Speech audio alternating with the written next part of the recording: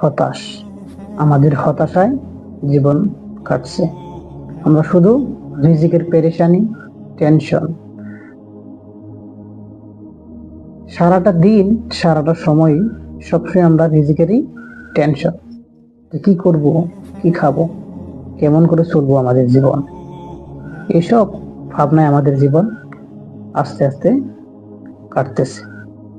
অথচ আল্লাহ সুবহানাহু ওয়া তাআলা সূরা হুদের 6 নং আয়াতে বলেন, আসমান আর জমিনে যত প্রাণী আছে, আসমান এবং জমিনে যত প্রাণী আছে সবার রিজিকের দায়িত্ব আমি আল্লাহ নিজে নিয়েছি।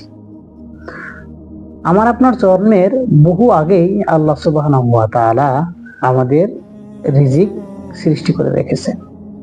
আমরা যারাই এই রিজিক নিয়ে ভাবছি এবং টেনশন করছি, আমরা বড়ই বোকা।